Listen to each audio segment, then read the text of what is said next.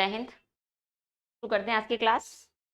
कल जो हमारी चर्चा हो रही थी हिंदी साहित्य को लेकर शुरू हुई थी और कल एक सामान्य सा परिचय आप लोगों को दिया गया था कि हिंदी साहित्य में पढ़ना कैसे कैसे और क्या क्या पढ़ना है, यानी हिंदी साहित्य होता क्या है, उसमें कौन कौन सा काल विभाजन है। आज जो हमारा टॉपिक होगा वो क्या होगा? हिंदी साहित्य का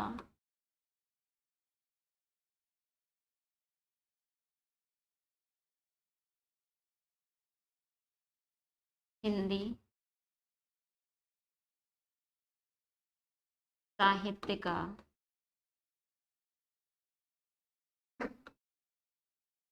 इतिहास।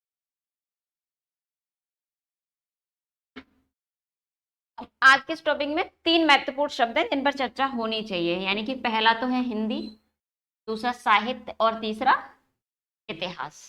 3 शब्द हैं।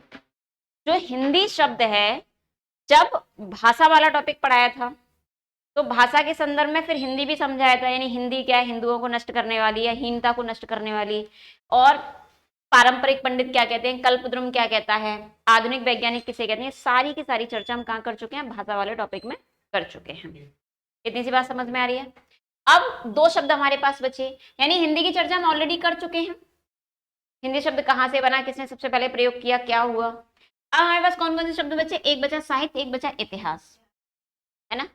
तो साहित्य को अगर एक शब्द में समझा जाए कि साहित्य होता क्या है, तो साहित्य को अगर सिर्फ सा प्लस हित से मिलकर बना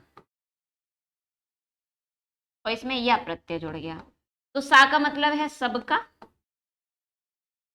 और हित का मतलब तो अच्छा होता ही है, यानी जो सबका हित चाहे वही क्या है, साहित्य है। और साहित्य के संबंध में बहुत सारे हिंदी साहित्य के वैज्ञानिक हुए, उन्होंने अलग अलग परिभाषाएं दी। तो फटाफट से नोट करिए, हेडिंग डाल ली हिंदी साहित्य का इतिहास। लिखो, साहित्य का शाब्दिक अर्थ होता है सबका हित। लिख लेना, सा प्लस हित प्लस य। तो साहित्य का शाब्दिक अर्थ क्या हो जाएगा? सबका हित करने वाला। लिखो, साहित्य का अर्थ है सबका हित करने वाला।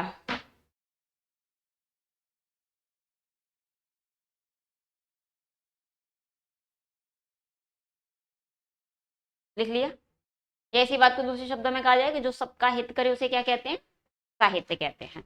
वही बात है। इतनी सी बात समझ में आ रही? चलो, अब इसके साहित्य के संबंध में ना कुछ महत्वपूर्ण राइटर हुए हैं, लेखक हुए हैं, उनकी डेफिनेशन लिखते हैं। और देखो, हिंदी साहित्य में सबसे इंपोर्टेंट जो लेखक हुए, आलोचक हुए, वो हुए आचार्य रामचंद्र शुक्ल। इतनी सी बात समझ में आ रही है? तो सबसे पहले आचार्य रामचंद्र शुक्ल की डेफिनेशन लिख लो, एग्जाम में कई बार आई है। आचार्य रामचंद्र शुक्ल। आचार्य रामचंद्र शुक्ल जी ने साहित्य की डेफिनेशन क्या दी? देखो, साहित्य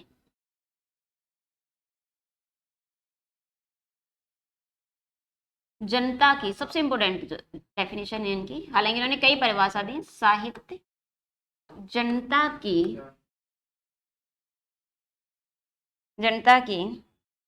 चित्त वृत्ति का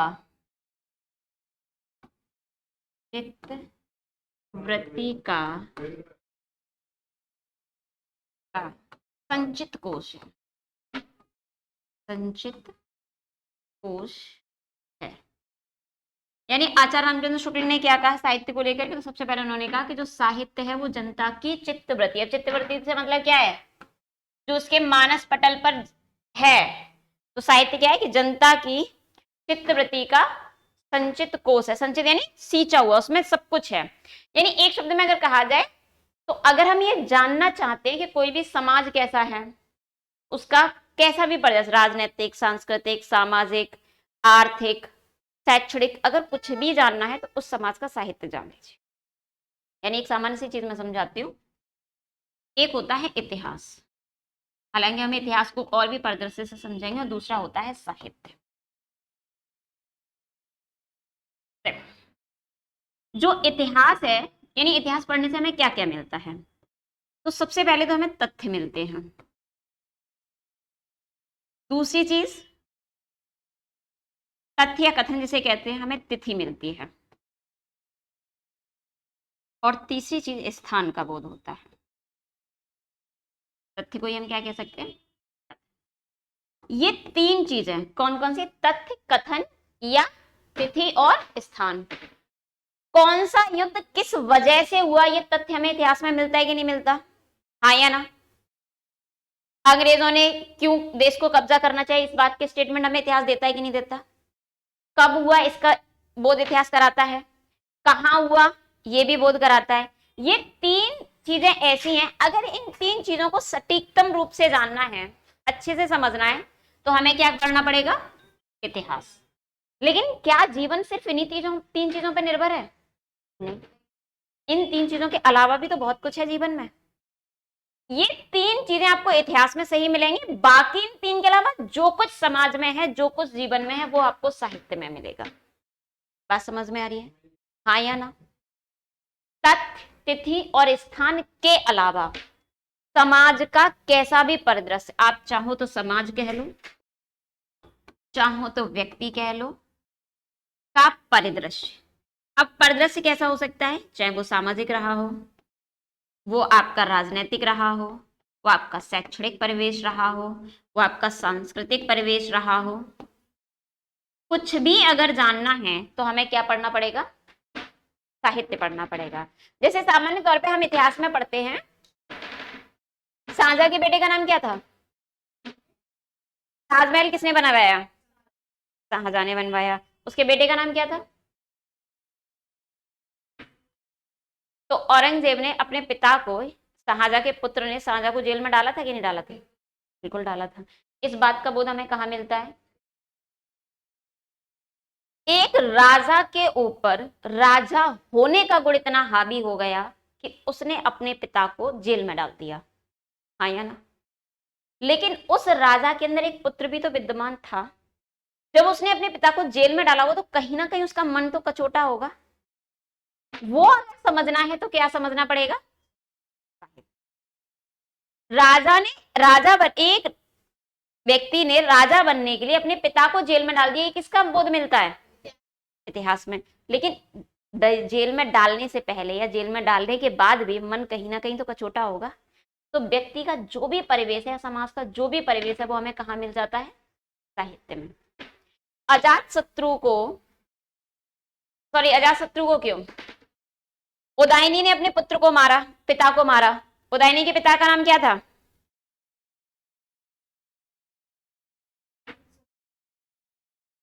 हाँ, और अजात शत्रु के पिता का नाम क्या था? बिंबिसार। अजात शत्रु ने अपने पिता को मारा, फिर उदयनी ने उसके पुत्र को मारा। लेकिन अजात शत्रु और उदयनी के बीच कहीं ना कहीं तो मन में एक कसोट आई होगी ना, तो वो जो कचोट है वो आपको कहाँ मिल जाएगी? साहित्य में मिल जाएगी। आपको समझ में आ रही है चीजें? इतिहास और साहित्य में क्या अंतर है? जैसे अगर आपने मुंशी प्रेमचंद की कहानी पढ़ी होगी, तो अगर आप मुंशी प्रेमचंद की कहानी में जाकर के कोई भी कहानी उठा ली, जैसे आपने उठा लिया बूढ़ी काकी, या आपने पढ़ी होगी द विंटर नाइट, इंग्लिश में पढ़ी थी, हल्कू नाम का किसान था, उसका झबरा कुत्ता था। हाँ, याद आ गई। एक पढ़ी होगी जुम्मन शेख, सॉरी पंच परमेश्वर, जुम्मन शेख था, अलगू चौधरी था। अब आप ये सोचो कि जो जिस गांव का नाम मुंशी प्रेमचंद ने कहानी में दिया है, साहित्य में दिया है, वो गांव कहाँ है, वो जिला कहाँ है, वो कौन सी डेट थी, तो वो सब कुछ आपको यहाँ नहीं मिलेगा। वो सब कुछ कहाँ मिलता है? इतिहास में। लेकिन व्यक्ति के मन के परिदृश्य, उसके सामाजिक परिप्रेक्ष्य क्या है, समाज में क्या सोचता है, और व्यक्ति व्यक्तिगत स्तर पर क्या सोचता है, वो हम सब कहाँ मिलता है? साहित्य में। तो दो चीजों में पहले आप अंतर कर पाए, इतिहास और साहित्य में क्या होगा? हाँ या ना? अब शुक्ल जी ने क्या कहा साहित्य के संबंध में, कि साहित्य जनता की चित्तवृत्ति का संचित कोश है। समझ में आ गया? यही बात उन्होंने कही है कि जो व्यक्ति की मानसिक चित्त क्या है? मन। तो मन में जो कुछ छुपा हुआ है, उसी का जो संचित कोश है, उसी को जो लोगों ने अपने शब्दों में जोड़ दिया, उसे क्या कहते हैं? साहित्य कहते हैं। डेफिनेशन क्लियर हो गई? सबसे ज्यादा एग्जाम में आने वाली डेफिनेशन है, यूपीएसआई में भी पूछी गई है, लेखपाल वगैरह में, यानी हर वनडे टेस्ट में कई बार सबसे ज्यादा आती है उनकी डेफिनेशन। और ये पूछा जाता है कि साहित्य जनता की चित्त वृत्तियों का संचित कोश है, ऐसा किसने कहा? तो बताओ किसने कहा? आचार्य रामचंद्र शुक्ल ने। समझ लिया। एक डेफिनेशन इनकी और लिख लो, क्योंकि शुक्ल जी हैं, मतलब शुक्ल जी से मतलब ये है कि वो बहुत ही उत्कृष्ट कोटि के, बहुत उच्चतम कोटि के निबंधकार और आलोचक रहे। इसीलिए आप पाएंगे कि एग्जाम में एक ना एक क्वेश्चन आचार्य रामचंद्र शुक्ल के इर्द गिर्द आ ही जाता है। उनकी रचनाओं से संबंधित कम आता है, लेकिन क्योंकि उन्होंने आलोचना बहुत अच्छी की है, तो आलोचनाओं से संबंधित या उनके स्टेटमेंट जैसे कि कथन, ये बहुत आते हैं। तो एक और कथन लिखो इनका, आचार्य रामचंद्र शुक्ल का, सुप्त भावों को, सुप्त भावों को, लगभग वही बात यहां भी वो कह रहे हैं, सुप्त भावों को जानने तथा सुप्त भावों को जगाने तथा चमत्कारपूर्ण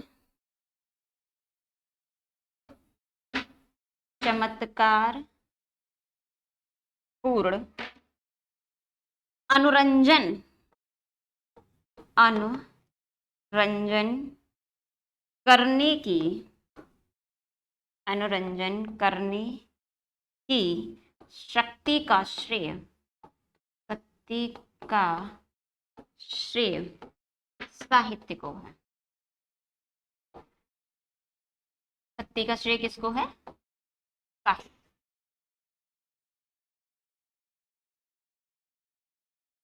और डेफिनेशन को डबल इन्वर्टेड कॉमा में कर लीजिए बंद। अब देखो वही चीज है, बस शब्दों का एक फिर है। सुप्त भाव, जैसे मैंने कहा ना, एक राजा के ऊपर राजा बनने का भाव इतना हावी है कि उसने अपने पिता को मार दिया, ये जेल में डाल दिया, लेकिन मन में जो पिता पुत्र वाली भावना थी, पिता पुत्र के संबंध, उस भावना को दबा दिया ना, तो सुप्त भावों को जगाने का और चमत्कार पूर्ण अनुरंजन करने का, यानी उसको शब्दों, जैसे आप देखिए, आप सिंपल सी बात को ले लेते हैं, जैसे हमने कबीरदास को तो पढ़ा ही पढ़ा है, पहले हम उनसे बात शुरू करते हैं जिनको हम बहुत अच्छे से पढ़ चुके हैं। तो किसको नहीं पता था कि चकिया से पीसा जाता है? सबको मालूम है। चाकी पत्थर की है, ये भी सबको पता है। मंदिर में रखी हुई मूर्ति भी पत्थर की है, ये भी सबको पता है। कोई ऐसी चीज थी इसमें कि नहीं? लेकिन कबीरदास ने उसी बात को अनुरंजन बहुत अच्छे तरीके, चलती चाकी देख के दिया कबीरा रोए, और दो, या फिर उन्होंने कहा कि पाहन पूजे हर मिले, तो मैं पूजूं पहाड़, ताते ये चाकी वाली पीस खाए संसार। सामान्य सी बात थी, पर उन्होंने इतने चमत्कारपूर्ण तरीके से कही कि वो बात लोगों को अच्छी लगने लगी। यानी कि सुप्त भावों को जगाने की और चमत्कारपूर्ण तरीके से अभिव्यक्ति अनुरंजन करने की शक्ति जिसमें है, वो किसके अंदर है? साहित्य के अंतर्गत है। डेफिनेशन लिख ली, हाँ या ना? साहित्य। एक डेफिनेशन और लिखो, क्योंकि डेफिनेशन एग्जाम में अक्सर पूछी जाती है।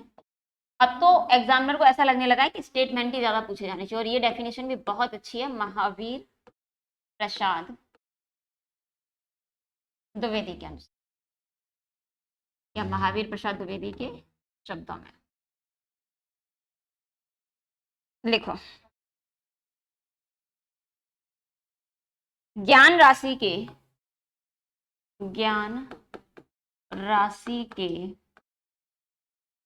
संचित कोश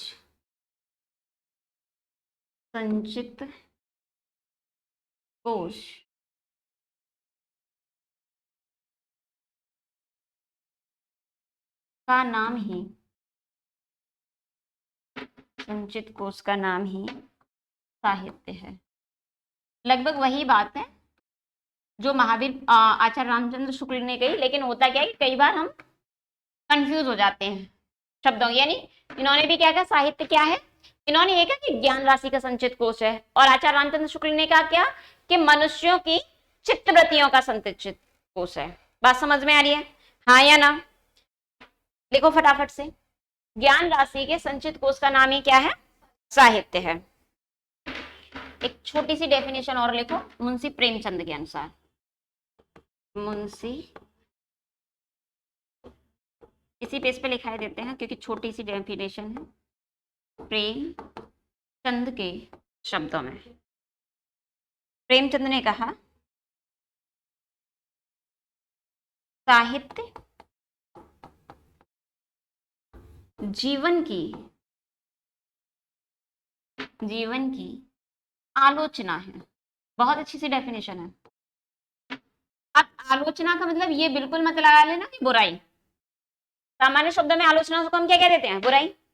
साहित्य जीवन की, चलिए मैं इधर हो जाती हूँ, ऑनलाइन में जो बच्चे देखे उन्हें दिक्कत ना आए। साहित्य जीवन की क्या है? आलोचना है। तो मैंने एक बात बताई आपको कि आलोचना से मतलब ये बिल्कुल मत समझ लेना कि बुराई है। देखो बेटा, आलोचना क्या होती है पहले समझ लो। किसी भी, तीन शब्द मिलते हैं, लिख तो ली ना। किसी भी, पहले आप अपने एग्जाम के परिदृश्य से समझो, फिर साहित्य के परिदृश्य से समझाती हूँ। जैसे मान लीजिए आप पढ़ते हो, तो आप कंपटीशन की तैयारी कर रहे हो, ठीक। कंपटीशन में आप हिंदी मुझसे पढ़ रहे हो, जीएस किसी और से पढ़ रहे हो, मतलब अलग अलग सब्जेक्टों को अलग अलग टीचर्स के माध्यम से पढ़ रहे हो, हाँ या ना। अब हर टीचर हर बच्चे को अच्छा तो नहीं लगता होगा। किसी को कोई टीचर अच्छा लगेगा, किसी को कोई शिक्षक अच्छा लगेगा। तो जिसको जो शिक्षक अच्छा लग रहा है या जिसको जो शिक्षक बुरा लग रहा है, वो क्या है, वो उसकी व्यक्तिगत मनोधारणा के अनुसार आपने उसकी समीक्षा की कि व्यक्ति अच्छा है या बुरा है। तो जब कोई, आपने अपनी व्यक्तिगत मनोधारणा पर की तो वो हो गई आलोचना। लेकिन एक होती है समालोचना। आपने कहा कि भाई देखो ये सर तो अच्छे नहीं है, मैडम भी अच्छी नहीं है, पर कंटेंट अच्छा है इनका, तो ये क्या हो गई, आपने किसी एक परिदृश्य के आधार पर उनकी चर्चा की, उनकी मतलब उनको नापा अच्छाई या बुराई के आधार पर, समालोचना। लेकिन आपने कहा कि कंटेंट चाहे अच्छा हो या बुरा हो, इनका पढ़ाया हुआ पेपर में बहुत फंसता है, तो ये एक मानक तय कर दिया आपने। बात समझ में आ रही है? व्यक्तिगत परिदृश्य पर कहना आलोचना, साहित्यिक परिदृश्य पर कहना समालोचना, और अगर शास्त्रीय मान्यताओं के आधार पर कहा जाए तो उसे कहते हैं समीक्षा। बात समझ में आ रही है? तो प्रेमचंद ने कहा कि साहित्य जो है ना, वो जीवन की आलोचना है। अब जीवन की आलोचना से मतलब क्या हुआ, किसी भी परिस्थिति को एक व्यक्ति अपने आप से देख रहा है और अलग अलग राइटर उसी एक घटना को अलग अलग शब्दों में बांध रहे हैं, हाँ या ना। बात समझ में आ रही है? जैसे जलियांवाला कांड हुआ तो सबको पता है कि जलियांवाला कांड क्यों हुआ, क्योंकि अंग्रेजों की क्रूरता का प्रमाण था। अब उसी क्रूरता को अलग अलग लेखकों ने अपनी कहानियों में, अपने उपन्यासों में और अपनी कविताओं में अलग अलग शब्दों के माध्यम से बांधा। बात समझ में?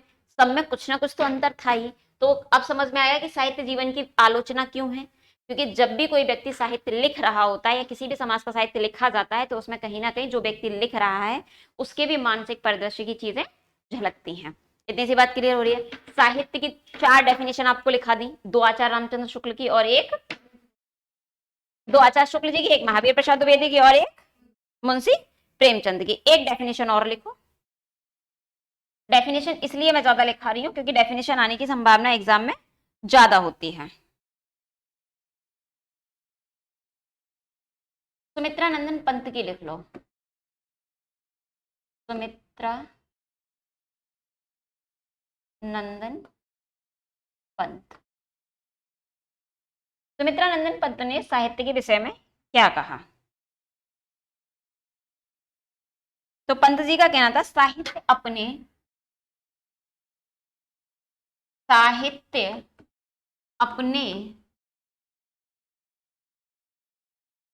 व्यापक अर्थ में, साहित्य अपने व्यापक अर्थ में मानव जीवन की व्याख्या है, मानव जीवन की व्याख्या है। यानी कि अगर साहित्य का बृहत्तम अर्थ देखा जाए तो क्या है, संपूर्ण मानव जीवन की व्याख्या है।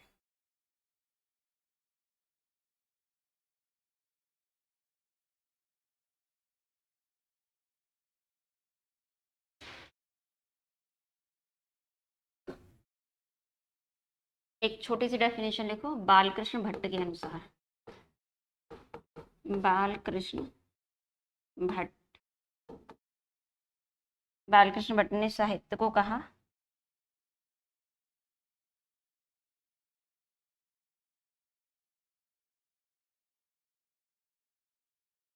साहित्य जन समूह का,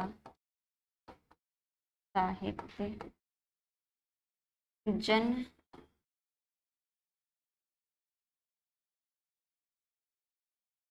समूह के हृदय का विकास है। साहित्य क्या है? जन समूह के हृदय का विकास है। देखो लगभग वही बात कही गई है हर डेफिनेशन में, बस अंतर कितना है कि हर राइटर ने अपने अपने शब्दों में उस चीज को बांध दिया है। सुमित्रानंदन पंत ने क्या कहा? सुमित्रानंदन पंत ने कहा कि मानव जीवन की व्याख्या है, यही बात कही। बालकृष्ण भट्ट ने क्या कहा? उन्होंने कहा जन समूह के हृदय का विकास है। मुंशी प्रेमचंद ने क्या कहा? तो भाई मुंशी प्रेमचंद ने कहा जीवन की आलोचना है। महावीर प्रसाद द्विवेदी ने क्या किया? ज्ञान राशि का संचित कोश है। आचार्य रामचंद्र शुक्ल ने क्या कहा? चित्तवृत्तियों का संचित कोश है। और एक बात और कही कि सुप्त भावों को जगाना एक तो साहित्य का काम है, और दूसरा क्या? उसको चमत्कारपूर्ण तरीके से अनुरंजन करने की जो क्षमता है, जो शक्ति है, वो किसके अंतर्गत है? साहित्य के अंतर्गत है। और साहित्य मैंने आपको पहले बता दिया कि साहित्य का जो शाब्दिक अर्थ होता है वो क्या होता है? सबका हित। अब सबका हित कैसे होगा भाई? देखो मैंने एक चीज आपको बताई है क्लास में कि अगर हमारे अंदर भावनाएं ज्यादा सुप्त अवस्था में चलेंगी तो वो दिक्कत देंगी। तो ये शुक्ल जी इस बात को कह ही चुके हैं। चित्तवृत्तियों का विकास संचित कोश बता ही चुके हैं। ज्ञान राशि का संचित कोश है, ये यानी सबका हित कहीं ना कहीं हो रहा है। हित से मतलब ये है, सिंपल से शब्दों में अगर बात कही जाए, कि साहित्य को पढ़ने से हमें किसी भी समाज का लगभग पूरा ज्ञान हो जाता है कि किसी भी साहित्य का विकास कहाँ, किसी भी समाज का विकास कहाँ कितना हुआ है। तो उस समाज का आप क्या पढ़ लीजिए? साहित्य पढ़ लीजिए। जैसे अगर आपको एक सामान्य सी बात बताऊं, कुछ टाइम पहले, लगभग 2-2.5 साल पहले की बात है, एक बार व्हाट्सएप पे एक मैसेज बहुत वायरल हो रहा था, हास्य रस का था, हालांकि इसे रस में ही पढ़ते हैं, कि पैसे वाले का धनी बनने का देता हूं मैं ज्ञान, और बैंक से पैसा लेके हो जा अंतर ध्यान। अब ये बात कहां से पाई? क्योंकि भाई ऐसा समाज में हो रहा था, नए नए नाम निकल कर आ रहे थे। अब भाई नाम तो मैं नहीं लूंगी क्योंकि मैं तो टीचर हूं, मैं पढ़ा रही हूँ। कुछ नाम निकल के आ रहे थे, पैसा बैंक से करोड़ों रुपए कर्ज लिया और विदेश में भाग गए। अब ये बात हमें तो वर्तमान परिप्रेक्ष्य में ये लिखी गई पंक्तियां जब आज से लगभग 1000 साल बाद, 500 साल बाद पढ़ी जाएंगी, तो लोगों को पता चलेगा कि नहीं चलेगा कि समाज का कैसा रूप था? वो जानेंगे कि नहीं जानेंगे? मैं एकदम वर्तमान परिप्रेक्ष्य में, वो जानेंगे कि पहले ऐसा भी होता था कि लोग बैंक से पहले कर्जा ले लेते थे और फिर लेकर के विदेशों में भाग जाते थे। तो पता चला, इसीलिए साहित्य को समाज का आईना कहा जाता है कि किसी भी समाज को अगर देखना है तो वो किसको देख लो? उसके साहित्य को देख लो, और आपको किसका एहसास हो जाएगा? आपको पता चल जाएगा कि कोई भी समाज कैसा है। तो साहित्य की डेफिनेशंस मैंने करा दी, साहित्य समझ में आ गया, हाँ या ना? तो अब जो हमारा एक शब्द था, यानी हिंदी हम पहले पढ़ चुके हैं, साहित्य हमने समझ लिया, अब हमारे पास क्या बचा? एक शब्द और, इतिहास। तो बच्चा जो इतिहास शब्द है ना, वो इत धन ह और धन आस से मिलकर के बना है। इतनी सी बात समझ में आ रही है? अब देखो, इत का मतलब है ऐसा, दूसरे पेन से लिखो, बड़े खुश हो रहे हो।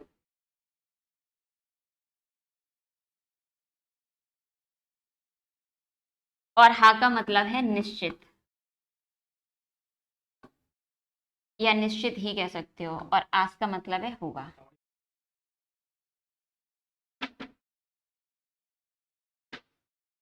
इतिहास शब्द किन शब्दों से मिलकर बना है? इत धन हा प्लस आस। तो इत का अर्थ क्या है? ऐसा। हा का अर्थ क्या है? निश्चित। और हा आस का मतलब क्या है? हुआ, था, या घटित भी कह सकते हो, था या घटित, घटित हुआ, बात वही है। यानी इतिहास का अर्थ क्या हो गया? कि जो कुछ हम पढ़ रहे हैं ऐसा ही समाज में हुआ होगा। अभी बताई दी एक लाइन। तो जब इसे आज से 500 साल बाद 2 लाइनें अगर पढ़ेंगे तो समझ जाएंगे कि हाँ, हमारे समाज में ऐसा होता था। कैसा? कि बैंक से पैसा लेते थे और लोग विदेश में भाग जाते थे। तो इतिहास का शाब्दिक अर्थ समझ में आ गया? लिख लिया? लिखो, इतिहास का शाब्दिक अर्थ होता है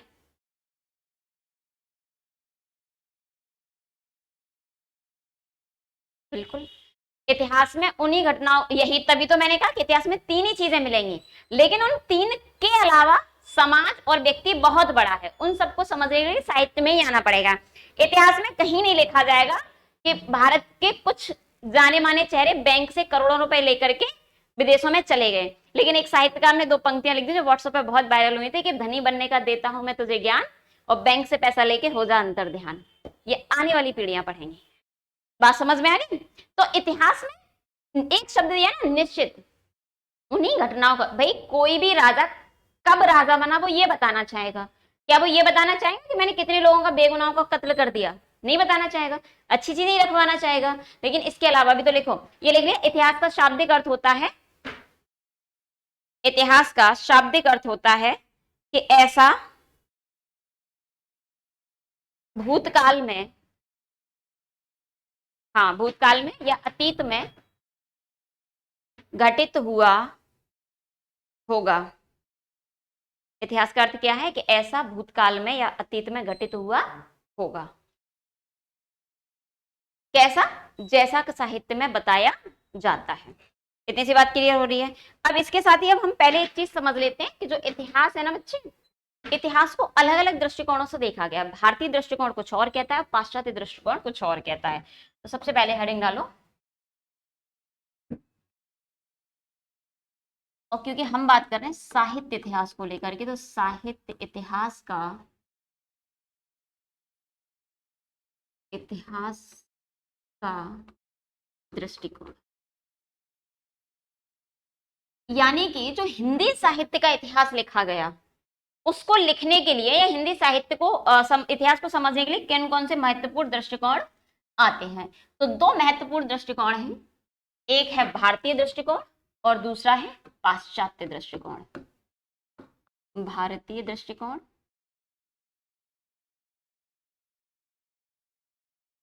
और दूसरा पाश्चात्य दृष्टिकोण।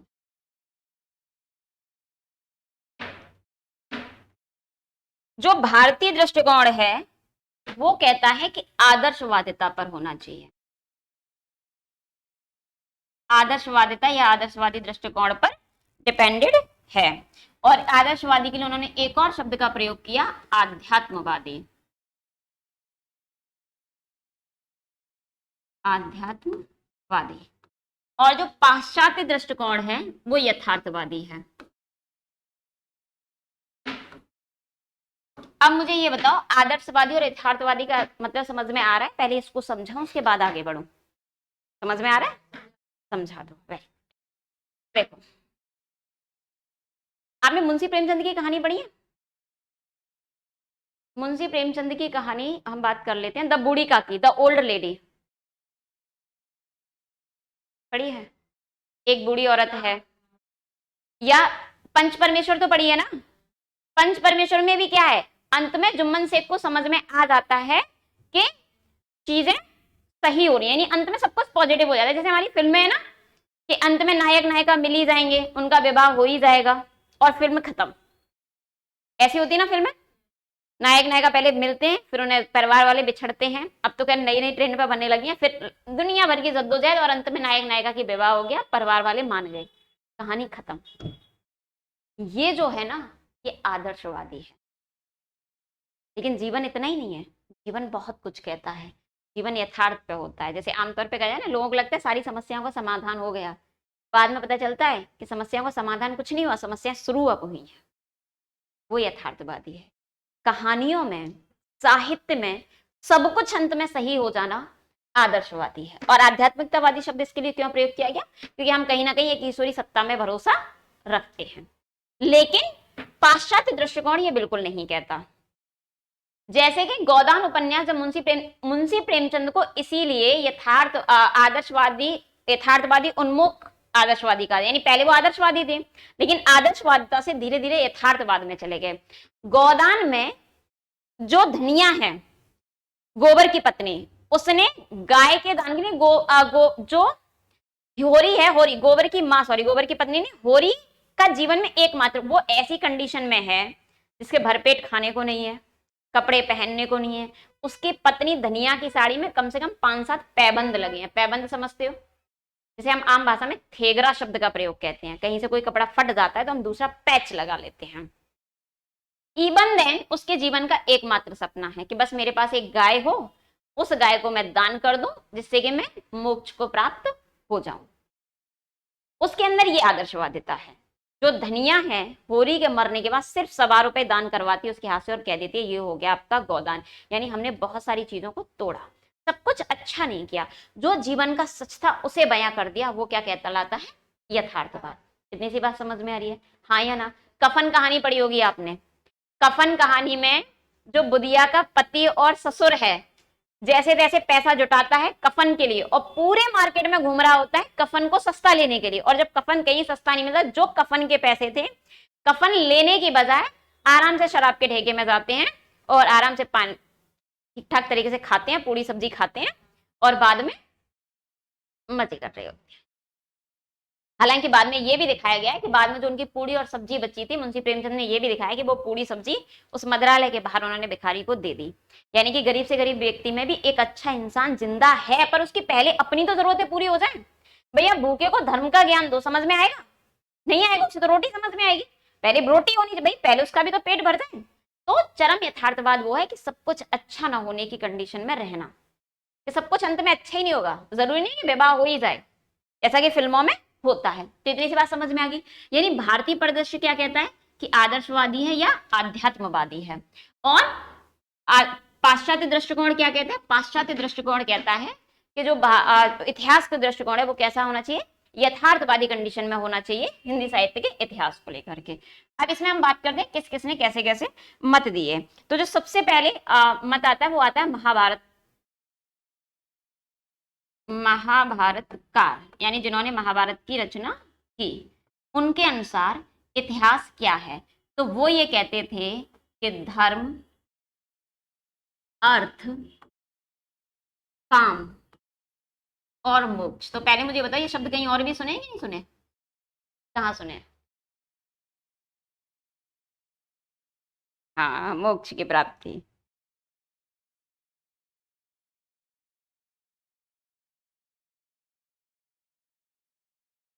हो गई?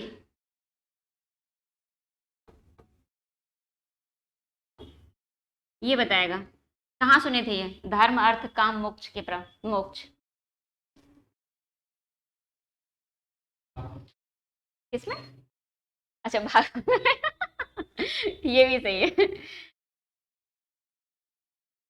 मोक्ष की प्राप्ति हो गई, धर्म अर्थ काम को भी तो देखना है कि पहले मोक्ष प्राप्ति कर लेनी है। निकल लो हिमालय पर्वत पर कमंडल लेके। महाभारतकार जिन्होंने महाभारत की रचना की वो ये कहते थे कि जो भारतीय हिंदी साहित्य का इतिहास है वो क्या है? धर्म अर्थ काम और मोक्ष का उपदेश देने का एक जरिया है। यानी हम हिंदी साहित्य के अनुसार क्या कर सकते हैं? हिंदी साहित्य से हम आम जन को धर्म की, अर्थ की, काम की, मोक्ष की। धर्म क्या है? धर्म धर्म है, अर्थ अर्थ है, काम काम है, मोक्ष मोक्ष है। बताओ इससे अच्छा कोई आंसर हो सकता है? नहीं हो सकता।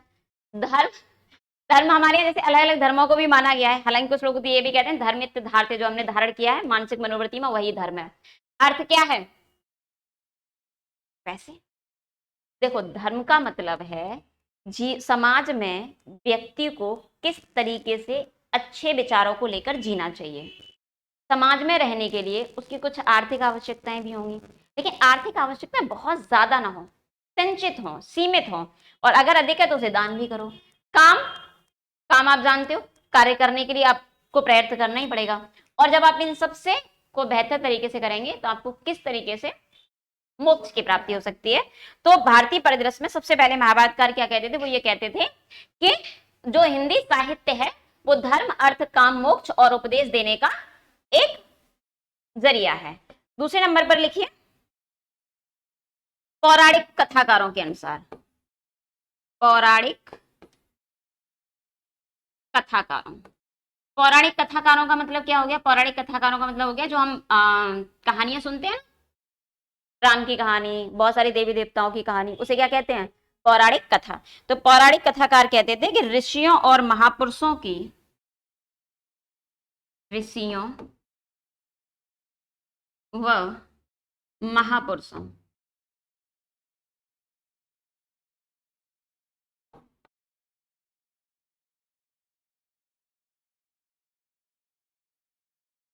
के चरित्रगान, चरित्रगान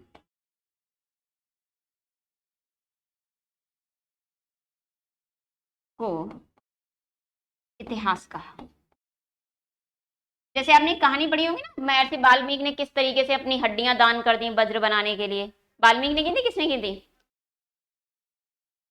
नाटक आता था। अरे जैसे ऋषियों और मुनियों जो बड़े बड़े लोग हुए, उनके जीवन का, उनके चरित्र का गान करना ही क्या कहलाया? इतिहास कहलाया। इसके अलावा यानी ये चीजें तो हमारी बहुत, फिर कालांतर में एक बहुत महत्वपूर्ण नाम निकल कर आए, बाढ़ और कल्लड़। बहुत अच्छे राइटर हुए संस्कृत में, बाढ़ और कल्लड़। तो बाढ़ और कल्लड़ ने कहा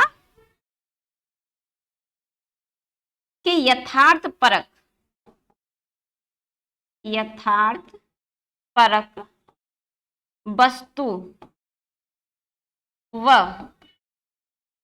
तथ्यों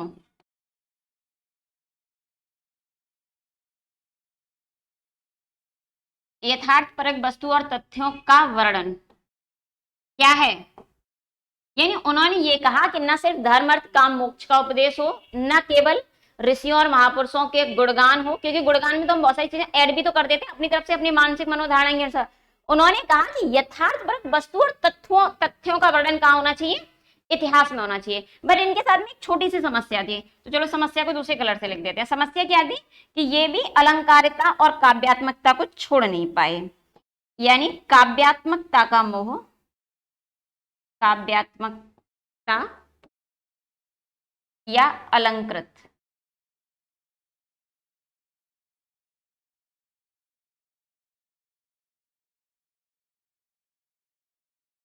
अलंकृत मोह इनमें था।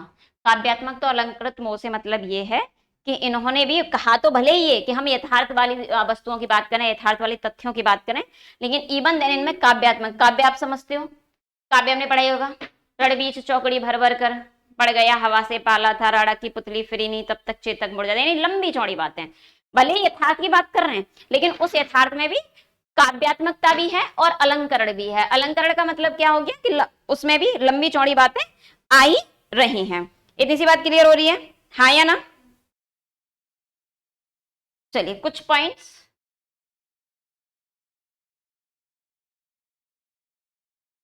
इतना नोट करो पहले, फिर अगले पेज पे लिखाती हूँ, या उधर लिखा दूं मैं? ये हो गया। तो एक काम करते हैं, ये पाश्चात्य परिदृश्य को दूसरे पेज पे करते हैं, इसकी सीमाओं को एक ही पेज पे निपटाए लेते हैं, ठीक है?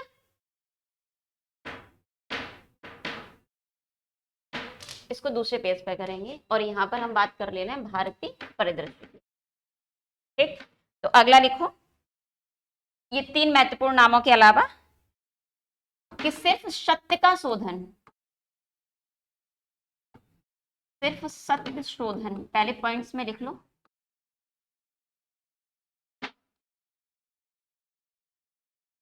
तक इतिहास सीमित नहीं है, इतिहास सीमित नहीं। क्या हुआ? बल्कि शिवम व सुंदरतम, सुंदरतम की व्याख्या भी है।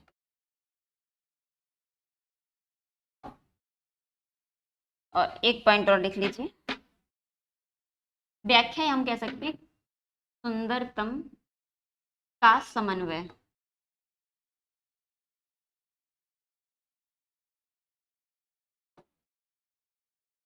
व्यवहारिक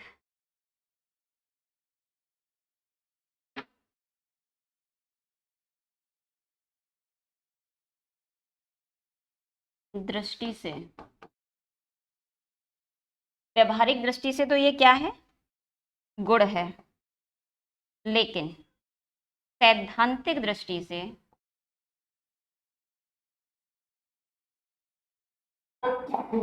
इसे दोष माना गया।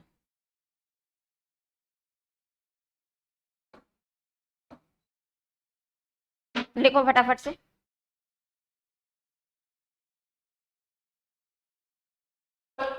देखो नोट कर लिया। भारतीय परिदृश्य किस पे निर्भर था? सबसे पहले आदर्शवादिता पर, और आदर्शवादिता के लिए उन्होंने एक शब्द का प्रयोग किया, और वो क्या किया? आध्यात्मिकता। तो सबसे पहले जो महाभारत काल हुए, उन्होंने ये कहा कि हिंदी साहित्य का जो इतिहास है वो धर्म, अर्थ, काम और मोक्ष का उपदेश देने का तरीका है, एक जरिया है। पौराणिक कथाकारों ने कहा कि ऋषियों और महापुरुषों के चरित्र का गान है।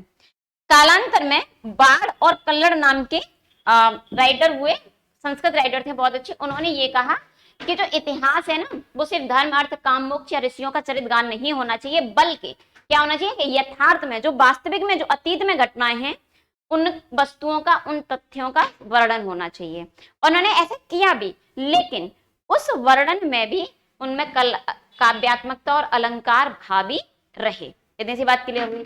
अंततः ये कहा भारतीय परिदृश्य ने कि भारतीय दृष्टिकोण से हम कह सकते हैं कि इतिहास वो केवल सत्य का शोधन नहीं है, यानी केवल यथार्थपरक वस्तुओं का वर्णन मात्र नहीं है, बल्कि भारतीय दृष्टिकोण ये कहता है कि सिर्फ इतिहास को सत्य का शोधन नहीं, सत्य को ही बताना ना होना चाहिए, बल्कि उसमें शिवम और सुंदरम, सत्यम शिवम सुंदरम, इसी में जीवन समाया हुआ है।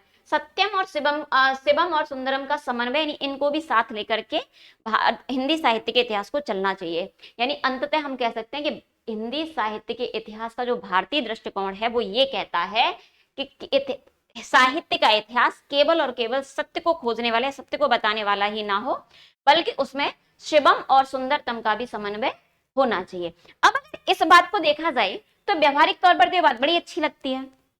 क्यों? क्योंकि हम ये कहते हैं कि हिंदी साहित्य क्या है?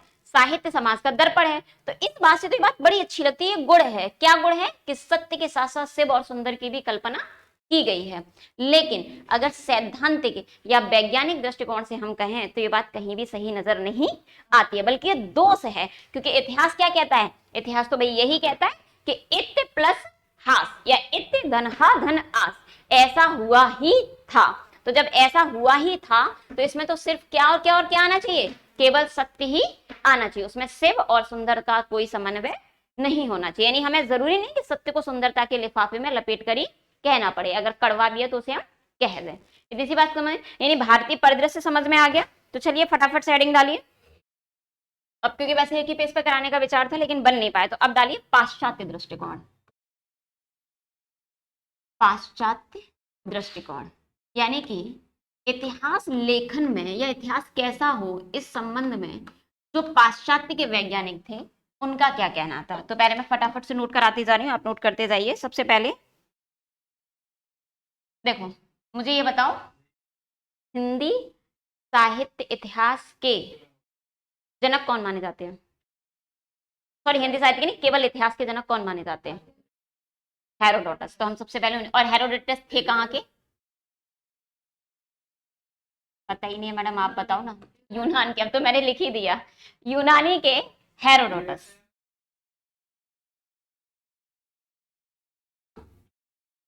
हेरोडोटस, इतनी सी बात समझ में आ गई। अच्छा, हेरोडोटस को अगर हिंदी में कहीं कहीं हेरोदोतस भी कहा जाता है, तो कंफ्यूज मत हो जाना। बात समझ में आ रही है? हेरोडोटस नाम है उनका, लेकिन अगर हिंदी में जबरदस्ती हेरोदोतस कह दिया जाए, जैसे अंबेडकर को अक्टूबर कहते हैं हम और अक्टूबर कह दें, तो कोई गलती नहीं है। बात समझ में आ गई? तो इनका जो टाइम, हालांकि टाइम ड्यूरेशन आपसे कभी नहीं पूछा जाएगा, लेकिन फिर भी आप लिखना चाहें तो लिख लीजिए बेटा, हेरोडोटस ही आएगा एग्जाम। बाई चांस वो हेरोडोटस देगा नहीं। जैसे अक्टूबर शब्द ही शुद्ध होता है, लेकिन अक्टूबर भी तो हमें हिंदी कैलेंडर में लिखा मिल जाता है ना, हाँ या ना? बस वही मामला है। तो लिखो इनका 456 से 545 विक्रमी संवत, सॉरी ईसा पूर्व, ईसा पूर्व, ये इनका टाइम ड्यूरेशन था। तो ये क्या कहते थे, इन्होंने इतिहास के ना 4 लक्षण बताए सीधे सीधे। हेरोडोटस ने क्या कहा कि इतिहास कैसा होगा, उसके 4 लक्षण होंगे। तो देखो, पहला लक्षण उन्होंने क्या बताया? इन्होंने कहा कि जो पहला लक्षण है ना, यानी इतिहास जो है वो क्या है? वैज्ञानिक विधा है। इतिहास क्या है? वैज्ञानिक विद्या। अब अगर ये वैज्ञानिक विद्या है तो और इसकी पद्धति कैसी है? इसकी पद्धति है आलोचनात्मक।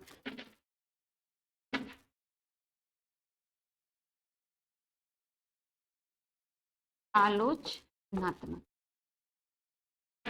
और उन्होंने दूसरा लक्षण बताया इतिहास का, तो इन्होंने कहा कि ये मानव जाति से संबंधित है, मानव जाति से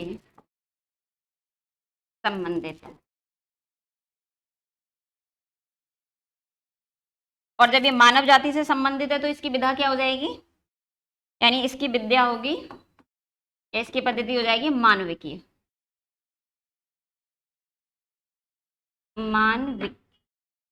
मानवीय विद्या। और इसी मानवीय विद्या को हम क्या कह सकते हैं, मानविकी। और जो इन्होंने तीसरा लक्षण बताया इतिहास का, वो बताया कि तर्क संगत विद्या है, तर्क संगत विद्या। यानी इतिहास कैसा है, तर्क पर आधारित है, और तर्क संगत विद्या के साथ साथ क्या है, इसमें निष्कर्ष भी है।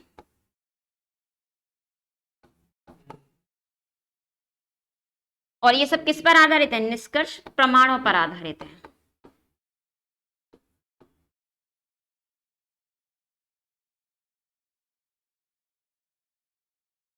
और इन्होंने जो अगली बात कही वो ये कही, यानी अंतिम बात इन्होंने जो लक्षण बताया वो बताया, अतीत के आलोक, आलोक का मतलब क्या होता है,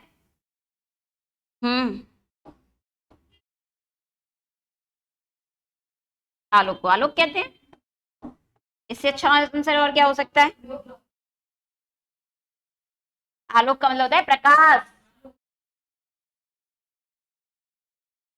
पर, अतीत के आलोक में भविष्य पर प्रकाश। और ये क्या है, ये एक शिक्षाप्रद है। मैंने कल भी बताया था छंद चलेंगे। हाँ देखो, जो यूनान के पहले, आप लिखना चाहो ये कौन है, हेरोडोटस, प्रथम इतिहासकार। तो जो प्रथम इतिहासकार हैं हेरोडोटस, उन्होंने ये कहा कि जो इतिहास है ना, इसके 4 लक्षण होने चाहिए। कौन कौन से 4 लक्षण होने चाहिए, तो सबसे पहली बात इन्होंने कही कि जो इतिहास है ना वो कैसा है, वैज्ञानिक है, वैज्ञानिक विद्या है। वैज्ञानिक विद्या तो किस, और पद्धति कैसी है इसकी, आलोचनात्मक। वैज्ञानिकता से मतलब है कि इतिहास में सब कुछ क्रमबद्ध है या नहीं। जैसे हम अगर हिंदी साहित्य के इतिहास को ही लेकर के अगर बात समझ लें, तो हिंदी साहित्य के इतिहास में क्या है, पहले आदिकाल पढ़ते हैं कि पहले आधुनिक काल पढ़ते हैं, आदिकाल, यानी सब कुछ क्रम से चल रहा है। दूसरी बात इन्होंने कही कि जो इतिहास है ना वो भाई मानव जाति से संबंधित है, और बात भी सही है। अब मानव जाति से संबंधित है, मानवीय विद्या है, मनुष्यों के लिए ग्रहण करने। और इतिहास क्या है, तर्क संगत विद्या है, और निष्कर्ष जो है वो किस पर आधारित है, प्रमाणों पर आधारित है। कौन से सिक्के कब चलाए गए, ये सिक्कों से ही हमें पता चला, जब हमारे पास क्या थे, प्रमाण थे। बात समझे, कौन सी रचना कब लिखी गई इतिहास में, इसके भी हमें उसी से प्रमाण मिलते हैं।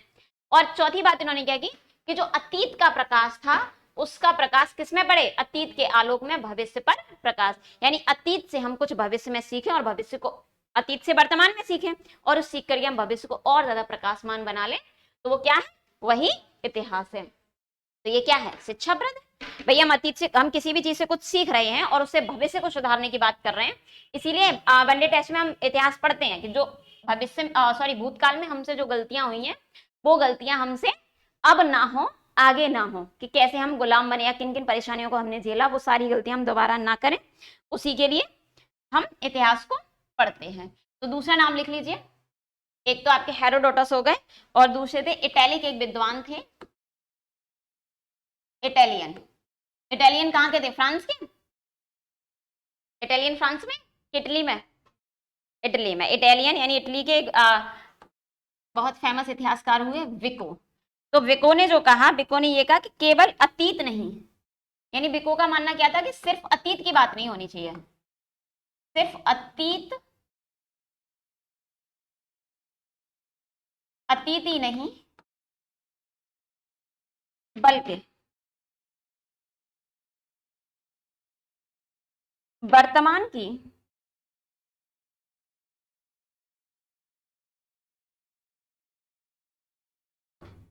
वर्तमान को स्थापित करना,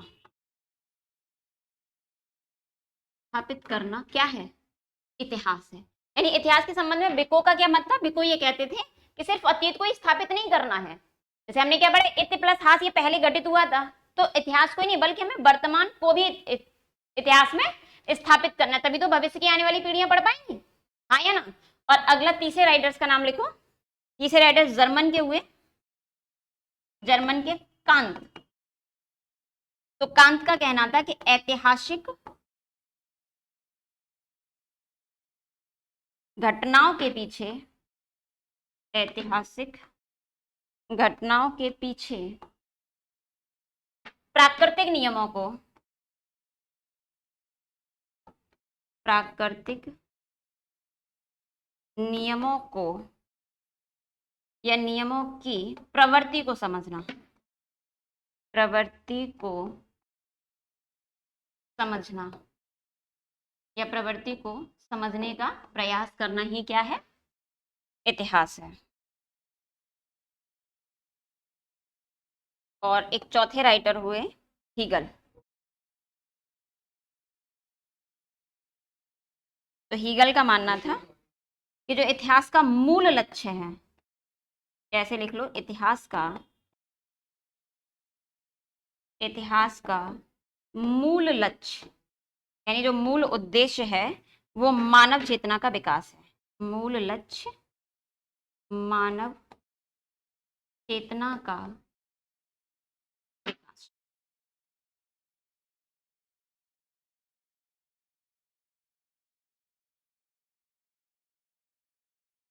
लिखो फटाफट से, फिर दो राइटर्स के नाम और लिखा दो। इटैलिक का कहना यह था कि सिर्फ हमें भूतकाल की बात नहीं करनी है इतिहास में, बल्कि वर्तमान को भी प्रमाणित करना है, वर्तमान को भी स्थापित करना है। जबकि कांत ये कहते थे कि जो भी कोई घटना हो रही है इतिहास में, चाहे वो वर्तमान में हो चाहे वो भूतकाल में हो चुकी हो, उसमें प्रकृति के जो नियम है, यानी प्रकृति का भी अपना योगदान है, तो प्रकृति के नियमों को समझना चाहिए कि आखिर ऐसा क्यों हुआ। और हीगल ये कहते थे कि इतिहास का मूल जो उद्देश्य है वो क्या है, मानव चेतना का विकास। नोट कर लिया।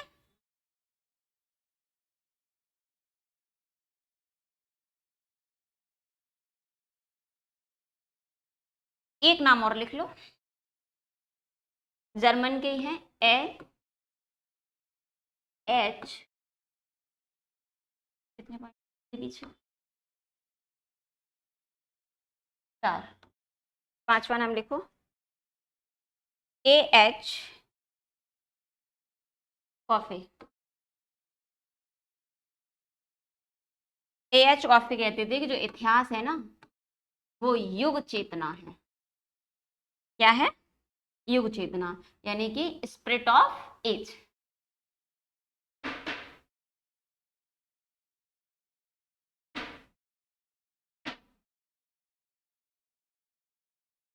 नोट कर लिया।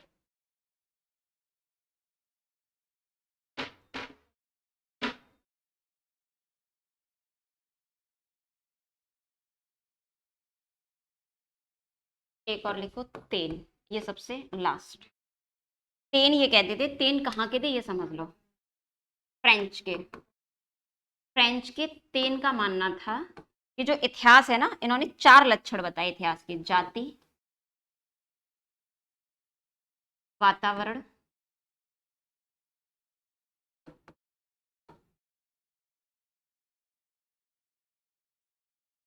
क्षण। इन 3 का महत्व बताया। किस किस का महत्व बताया, जाति, वातावरण और क्षण।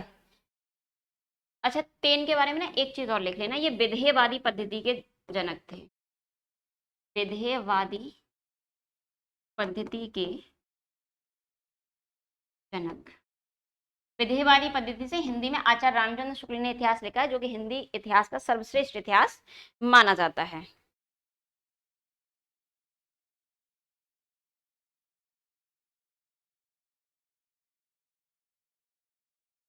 लिख लिया।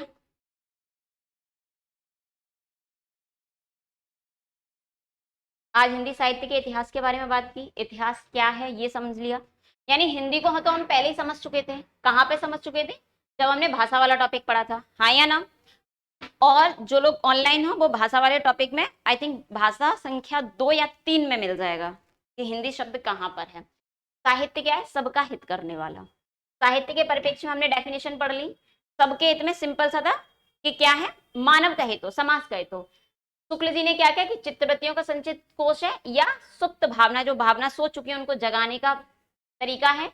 और महावीर प्रसाद द्विवेदी कहते थे ज्ञान राशि का संचित कोश है, जबकि मुंशी प्रेमचंद ने कहा कि जीवन की आलोचना है। सुमित्रानंदन पंत ने इतिहास साहित्य को क्या कहा, जीवन की व्याख्या। और बालकृष्ण भट्ट ने साहित्य को क्या कहा, जन समूह के हृदय का विकास। उसके बाद इतिहास की बात की तो इतिहास का शाब्दिक अर्थ होता है मतलब ऐसा समाज में हुआ होगा। और इस इतिहास के लक्षण या इतिहास किस तरीके से किस दृष्टिकोण में आता है, तो दो दृष्टिकोण महत्वपूर्ण है, भारतीय और पाश्चात्य। भारतीय दृष्टिकोण आदर्शवादिता और पाश्चात्य दृष्टिकोण यथार्थवाद पर निर्भर है। आदर्शवादिता में जो महाभारत लिखने वाले थे, महाभारतकार कहते हैं कि इतिहास का मतलब है अर्थ, धर्म, काम, मोक्ष का उपदेश देना। पौराणिक कथाकार कहते थे कि ऋषियों और मुनियों का चरित्र का गान। जबकि बाढ़ और कल्लड़ ने कहा था कि यथार्थपरक वस्तु और तथ्यों का वर्णन होना चाहिए। लेकिन पूछे कि उनमें एक आलोचना क्या थी, एक कमी क्या थी, एक दोष क्या था, तो वो ये था कि वो अलंकारिता और काव्यात्मकता को नहीं छोड़ पाए। अंततः हमने भारतीय दृष्टिकोण में इतिहास को समझा तो कहा गया कि सिर्फ सत्य का शोधन ही नहीं बल्कि शिवम और सुंदरम का समन्वय ही क्या है, इतिहास है। व्यवहारिक दृष्टि से ये बात बहुत अच्छी है, लेकिन सैद्धांतिक दृष्टि से ये दोष है। पाश्चात्य दृष्टिकोण में हम सबसे पहले जो इतिहास के जनक माने जाते हैं यूनान के हेरोडोटस, उनके बारे में बात की तो उन्होंने इतिहास के 4 लक्षण बताए। पहला कहा कि इतिहास वैज्ञानिक विधा है जिसकी पद्धति आलोचनात्मक है। दूसरे लक्षण की बात की कि मानव जाति से संबंधित है, यानी कि मानवीय विधा है। और तीसरी बात की कि तर्क संगत और निष्कर्ष पर आधारित है। और जो तर्क संगत या निष्कर्ष हैं वो किस पर आधारित है, प्रमाणों पर आधारित हैं। और चौथी बात की कि अतीत के आलोक से, यानी अतीत भूतकाल के प्रकाश से भविष्य को और ज्यादा प्रकाशमान करना ही क्या है, इतिहास है। फिर हमने बात करी इटैलियन के बिको की, तो बिको ये कहते थे कि सिर्फ अतीत को ही नहीं बल्कि वर्तमान को भी स्थापित करना क्या कहलाता है, इतिहास कहलाता है। जबकि कांत ये कहते थे कि घटनाओं के पीछे प्रकृति के नियमों को जानना इतिहास है। और हीगल ने कहा कि इतिहास का मुख्य लक्ष्य क्या है, मानव चेतना है। और A.H. कॉफे ने कहा कि युग चेतना, स्पिरिट ऑफ एज क्या है, इतिहास है। और फ्रेंच के जो तेन हुए, जो कि विधेयवादी पद्धति के जनक थे, उन्होंने कहा कि जो इतिहास है वो जाति, वातावरण और छल पर निर्भर करता है। चलिए आज की इस क्लास में इतना ही, धन्यवाद।